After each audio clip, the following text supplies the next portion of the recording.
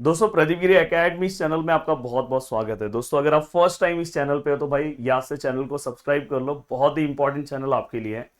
दोस्तों आज के इस लेक्चर में मैं आपको लेने वाला हूँ होमोजीनियस इक्वेशन। होमोजीनियस इक्वेशन इसके पहले मैंने दो लेक्चर्स नॉन होमोजीनियस पे लिया, तो होमोजीनियस वाला भी पार्ट इंपॉर्टेंट है दोस्तों।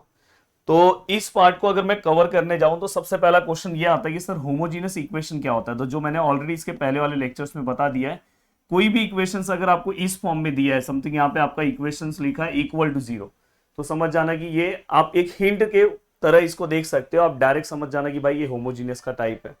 अब होमोजीनियस के टाइप में आपको ये चार्ट याद रखना है। चार्ट का रास्ता याद रखो दोस्तों। अब देखो यहाँ पे एम क्या है। एम मतलब दोस्तों नंबर ऑफ इक्वेशंस है, नंबर ऑफ इक्वेशंस। एन मतलब number of unknowns, number of unknowns. तो दोस्तों ये दोनों का मतलब, इसका मतलब सर आप मुझे एग्जांपल से बता सकते हो। यस, यहाँ पे देखो नंबर ऑफ इक्वेशंस कितने हैं, 3 है। नंबर ऑफ अननोन्स कितने हैं, 1 2 3 4। तो दोस्तों ये दोनों को आपको चेक करना है। अगर ये दोनों इक्वल हो गए तो आपको ये रास्ता लेना है। अगर ये इक्वल नहीं हुए तो आपको इस रास्ते पे जाना है। और ये इक्वल हो गए तो बहुत सिंपल सा रास्ता है। आपको फिर उसके बाद तुरंत डिटर्मिनेंट निकालना है ए का जब आप डिटर्मिनेंट निकालोगे, अगर उसका डिटर्मिनेंट 0 आ गया दोस्तों, तो डायरेक्ट आप इसको बोल सकते हो इनफाइनाइट सॉल्यूशन या तो इनफाइनाइट मेनी सॉल्यूशन, और इसको ही हम बोलते हैं नॉन ट्राइवल सॉल्यूशन। कहीं पे भी आपको नॉन ट्राइवल सॉल्यूशन दिखाई दे तो समझ जाना डिटर्मिनेंट इक्वल टू 0 लेना है। यहां पे दोस्तों अगर आप देखोगे तो नॉट डिटर्मिनेंट का आंसर अगर इक्वल टू 0 नहीं आया, समझो माइनस में आया या प्लस में आया, वैसे केस में आप इसे क्या बोल सकते हो दोस्तों, यूनिक सॉल्यूशन।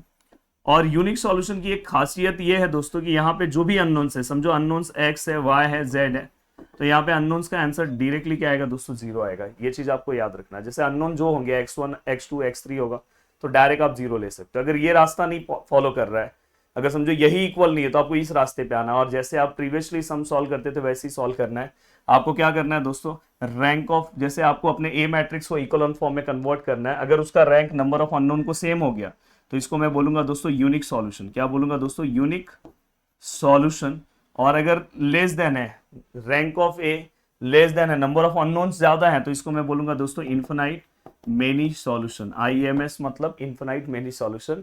और इसे ही मैं बोलता हूं दोस्तों ट्राइवल सॉल्यूशन, इसे मैं बोलता हूं दोस्तों नॉन ट्राइवल सॉल्यूशन। तो ये याद रखो, ये चार्ट आपके लिए बहुत ज्यादा इंपॉर्टेंट है। बहुत सारे ऐसे घुमा फिरा के क्वेश्चंस इसके ऊपर बनते हैं, इसलिए अगर आप पॉसिबल आपसे हो तो आप हमारे प्रदीप गिरी एकेडमी एप्लीकेशन को डाउनलोड कर सकते हो, वहां पे जिसका लिंक मैंने दिया है। और वहां पे मैंने इस वैरायटी के हर वैरायटी ऑफ क्वेश्चंस मैंने कवर करा है। बट अगर आप यूट्यूब पे पढ़ रहे हो तो मैं आपके लिए भी मेहनत कर रहा हूँ। यहाँ पे मैं जो एग्जाम्पल सॉल्व करा रहा हूँ, बस आप इतना मत करना, और भी इससे रिलेटेड बहुत सारे वैरायटी ऑफ सम्स हैं, प्लीज देख के जाना। और अगर आप एप्लीकेशन पे हो तो वहां पे मैं जितना करा रहा हूँ उसके बाद आपको अलग से कुछ करना नहीं है, और आपके यूनिवर्सिटी वाइज करा रहा हूँ। तो आप जुड़ सकते हो हमसे। हम इंजीनियरिंग मैकेनिक्स का भी कोर्स हमने स्टार्ट कर दिया है, और ऑलरेडी मैं ही पढ़ा रहा हूँ, प्रदीप सर भी उसमें पढ़ा रहे हैं, तो बहुत अच्छे से आपका पूरा का पूरा पार्ट हो सकता है। चलते हैं दोस्तों, वन बाय वन चीजों को स्टार्ट करते हैं। अगर आप यहाँ पे देखोगे तो हमारे पास equation number first, equation number second, equation number third से मैं क्या करूंगा, सबसे पहले इसको मैं इस फॉर्म में लेके जा रहा हूँ दोस्तों, A x which is equal to B. A के अगर मैं वैल्यू की बात करूंगा, यहाँ पे मैं अगर एक्स के वैल्यू की बात करूं, और अगर मैं यहाँ पे बी के वैल्यू की बात करूं, तो क्या हो सकता है दोस्तों। देखो एक्स के वैल्यू की बात करूं तो अननोन्स कितने हैं, x1 x2 x3 x4। ये कितने हैं दोस्तों, यहाँ पे सबसे पहले x के आगे 1, x1 x2 के आगे कुछ नहीं है 1, x3 के आगे -1, x4 1, x1 1 -1 2 -1, x1 3 x2 1 x3 0 x4 दोस्तों 1 होगा। एक सेकेंड, अर्जेंट ऑफिस से कॉल आया यार। अगर लेक्चर सोचो अभी रिकॉर्ड कर रहा हूँ 8 बजे, तो क्लासेस हमारा ऑफलाइन क्लासेस भी है, तो वो सब कॉल रिसीव करना पड़ता है। अब देखो ये हमने पूरा का पूरा लिख दिया, एक बार देख कर लो भाई, कॉल आते टाइम कभी कभार हो सकता है गड़बड़ ना हो जाए। अब देखो दोस्तों, यहाँ पे आपको 0, यहाँ पे भी 0, यहाँ पे भी 0 लिखना है। करना कुछ नहीं है दोस्तों, मैंने हमेशा सीखा है, जितने भी मेथड्स मैं लेके चल रहा हूँ नॉर्मल फॉर्म पे बस आपको क्या करना है दोस्तों, वहां पे आपको क्या करना है, कॉलम एंड रो दोनों अप्लाई करना है। यहाँ पे बस हम इक्वल फॉर्म मतलब बस रो अप्लाई कर रहे हैं, और बहुत सिंपल सा है। आपको ये दोनों को 0 करना है, ट्रिक आपको पता है। R2 को 0 करना है विथ रेफरेंस टू R1, यहाँ पे 1 है तो उसका अपोजिट -1। R3 को 0 करना है विथ रेफरेंस टू R1, यहाँ पे 3 है, उसका अपोजिट -3। अगर आप यहाँ पे ध्यान से देखोगे तो यहाँ पे x1, x2, x3, और यहाँ पे अगर आप ध्यान से देखने की कोशिश करोगे दोस्तों, तो यहाँ पे आपको कुछ चीजें यहाँ पे दिखाई देगी और आप आराम से चीजों को सॉल्व कर सकते हो। बार बार मैं डिस्टर्ब हो, चलो दोस्तों हो गया। अब यहाँ पे देखो, अब जस्ट अप्लाई कर रहे हैं। यहाँ पे क्या आएगा 1, यहाँ पे क्या आएगा 1, यहाँ पे -1 1, यहाँ पे क्या आएगा दोस्तों 0। अब मैं क्या करूंगा दोस्तों, सबसे पहले ये देखो, ये दोनों फॉर्मूले के अकॉर्डिंग ये दोनों वैल्यूज क्या हो जाएंगे दोस्तों हमारे 0, और ये दोनों वैल्यूज अगर हमारे 0 हो जा रहे हैं तो हमें क्या करना है दोस्तों, बाकी की चीजों के लिए जाना है। अगर मैं देखूं तो R2 - R1, अगर देखो मैं -1 करूंगा तो यहाँ पे -2 आएगा, 2 -1 करूंगा तो यहाँ पे 3 आएगा, -1 करूंगा तो यहाँ पे -2 आएगा, और यहाँ पे तो 0 ही आने वाला है। और अगर मैं इसको सॉल्व करने की कोशिश करूं दोस्तों, तो यहाँ पे देखो R3 है, ये वाले फॉर्मूले की हेल्प से करूंगा तो यहाँ पे दोस्तों 1 -3, R1 क्या है दोस्तों 1 है, तो फाइनली दोस्तों यहाँ पे भी -2 आंसर आ रहा है। और अगर आप यहाँ पे देखोगे तो 0 है, -3, R1 कितना है दोस्तों -1 है, तो फाइनली यहाँ पे आंसर कितना आ रहा है दोस्तों 3। यहाँ पे क्या है दोस्तों, अगर आप R3 देखोगे तो 1 है, 1 -3, R1 कितना है दोस्तों 1 -3, R1 कितना है दोस्तों, R1 कितना है दोस्तों 1, तो फाइनली यहाँ पे क्या है दोस्तों -2। अब मैं ये पूरा का पूरा पार्ट देखूं, यहाँ पे क्या है दोस्तों 0। अगर आप बहुत ही अच्छे से चीजों को समझने की कोशिश करते हो तो यहाँ पे क्या आएगा दोस्तों, अब देखो इसके बाद आपको इसके बाद का प्रोसेस पता है दोस्तों, इसके जस्ट नीचे वाला एलिमेंट आपको 0 लाना है। इसको आप 1 नहीं करोगे तो भी चलेगा, तो आप कैसे कर सकते हो, देखो दोनों सेम है, तो आप इसमें से इसको माइनस कर दो तो डायरेक्ट हो गया काम। तो अब यहाँ पे क्या, R3 को 0 लाना है, with respect to R2 minus कर दो, तो यहाँ पे दोस्तों क्या चेंजेस होगा, प्लीज यहाँ पे ध्यान देने की जरूरत है।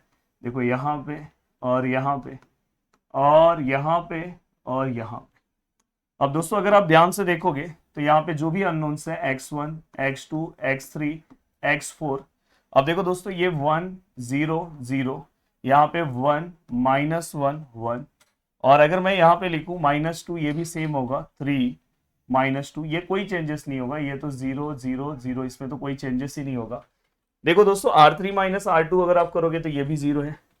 यहाँ पे देखो दोस्तों 3 - 3 करोगे 0 आएगा, -2 करोगे दोस्तों 0 आएगा। तो फाइनली हमने यहाँ पे सब चीजों को लिख दिया। अब हमें क्या करना है दोस्तों, अब हमें यहाँ पे अगर आप ध्यान से देखोगे तो हमें कंडीशंस को देखना है कि भाई हमारा कौन सा कंडीशन सेटिस्फाई हो रहा है, क्योंकि अगर आप ध्यान से देखोगे तो यहाँ पे number of equations number of unknowns को इक्वल नहीं था, इसलिए मैं इस प्रोसीजर से गया था, और इस प्रोसीजर से जाने के बाद अदरवाइज यहाँ पे अगर दोनों इक्वल हो जाते तो मैं डिटर्मिनेंट चेक करता, तो यहाँ पे इसलिए मैंने कोई डिटर्मिनेंट चेक नहीं किया।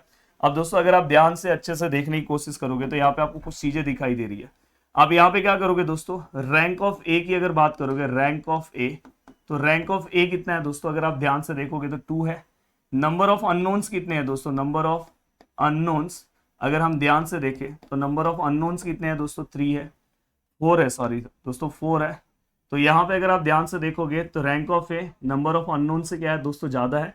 और चार्ट अगर आपको याद होगा तो अगर ऐसा कंडीशन है तो हमें क्या मिलेगा दोस्तों, इनफाइनाइट नंबर ऑफ सॉल्यूशन। तो यहाँ पे क्या मिलेगा दोस्तों, system has infinite many solution. ये आप यहाँ पे स्ट्रिक्टली लिख दो। ये लिखने के बाद दोस्तों मैंने हमेशा बताया कि अगर ये इनफाइनाइट वाला टाइप है तो यहाँ पे हमेशा पैरामीटर्स हमें डिसाइड करने होते हैं। पैरामीटर्स कैसे डिसाइड करोगे दोस्तों कि हमें कितने वैल्यूज को कंसीडर करना है, वो डिपेंड करता है रैंक ऑफ मैट्रिक्स ए कितना है नंबर ऑफ अननोन्स कितने हैं minus rank of matrix. Number of unknowns कितने हैं दोस्तों 4, रैंक ऑफ मैट्रिक्स कितना है दोस्तों 2, तो फाइनली यहाँ पे 2 आया। तो यहाँ पे हमें पता चल जाएगा कि मुझे कितने अननोन्स को यहाँ पे क्या करना है दोस्तों, डिसाइड करना है। और पहले मैं क्या कर रहा हूँ, यहाँ पे इक्वेशन फ्रेम कर दे रहा हूँ। देखो मैं यहाँ पे इक्वेशन फ्रेम कर रहा हूँ, x1 यहाँ पे दोस्तों क्या आएगा प्लस x2, यहाँ पे क्या आएगा दोस्तों माइनस x3, और यहाँ पे 1 into x4 which is equal to 0। ये आपका पहला इक्वेशन आ गया। देखो x1 x2 x3 x4, बस x3 पे क्या था दोस्तों माइनस था, ये हो गया। अगर आप ध्यान से देखोगे तो दोस्तों देखो यहाँ पे ये दूसरे इक्वेशन में 2 इंटू x2 तो माइनस 2x2, यहाँ पे 3 इंटू x3 तो यहाँ पे क्या है 3x3, यहाँ पे 2 इंटू x4 तो यहाँ पे क्या है 2x4 which is equal to, यहाँ पे क्या आएगा दोस्तों 0। अब मैंने यहाँ पे पूरा का पूरा पार्ट लिख दिया। अब ये पूरा का पूरा पार्ट लिखने के बाद दोस्तों हमें क्या करना है, लेट यहाँ पे कोई भी 2 पैरामीटर्स को आपको कंसिडर करना है। तो आप कौन से पैरामीटर्स को कंसिडर करोगे, जो सबसे नीचे के हैं। तो मैं यहाँ पे क्या कर रहा हूँ, x4 को मैं t1 ले रहा हूँ और x3 को मैं t2 ले रहा हूँ। तो मैंने दो पैरामीटर्स तो डिसाइड कर लिए, क्योंकि यहाँ पे 2 आया। अगर यहाँ पे 1 आता तो मैं बस एक ही पैरामीटर डिसाइड करता। अब दोस्तों पहले आप इस इक्वेशन में पुट करो, देखो -2x2, यहाँ पे क्या आएगा दोस्तों 3, हमने x3 को क्या लिया दोस्तों t2, और 2x4 को हमने क्या लिया दोस्तों t1 which is equal to 0।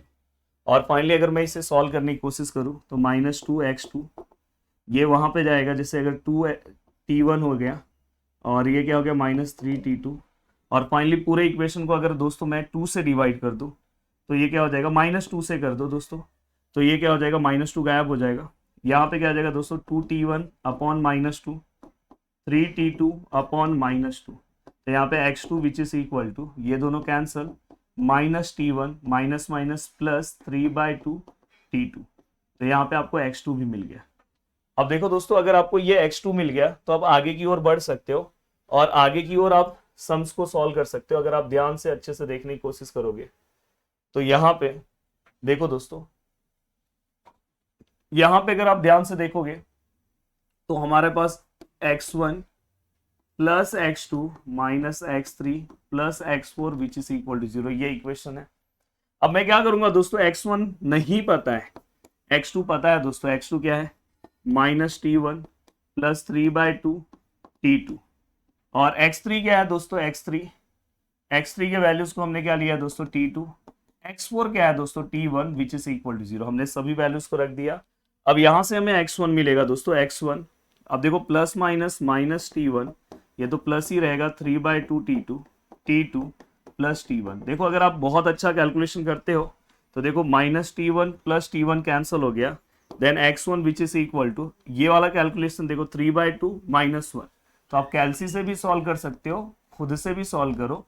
यहाँ पे अगर आप माइनस करते हो 3 - 2 1/2, तो फाइनली दोस्तों यहाँ पे अगर आप सॉल्व करोगे इसमें से इसको, तो यहाँ पे क्या आएगा दोस्तों plus 1/2 t2 which is equal to 0, then x1 which is equal to -1/2 t2। तो दोस्तों यहाँ पे अब देखो, आपने यहाँ पे अगर समझो अलग वैल्यूज कंसिडर किया तो आपके आंसर्स अलग आएंगे, उससे आप टेंशन मत लेना।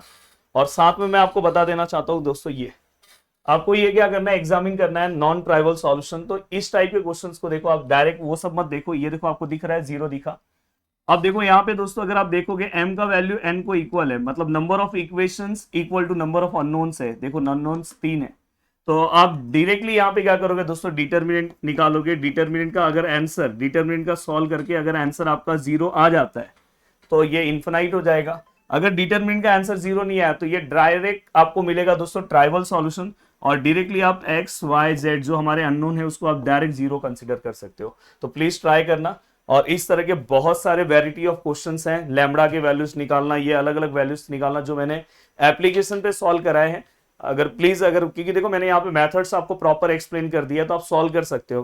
बट अगर आपको कुछ डिफिकल्टीज हो रही है तो आपसे पॉसिबल है तो आप एप्लीकेशन से कोर्स लेके बहुत अच्छे से कर सकते हो। बट खुद से भी करना है तो खुद से भी कर सकते हो, मैंने मेथड तो आपको कवर करा ही दिया है। जय हिंद दोस्तों।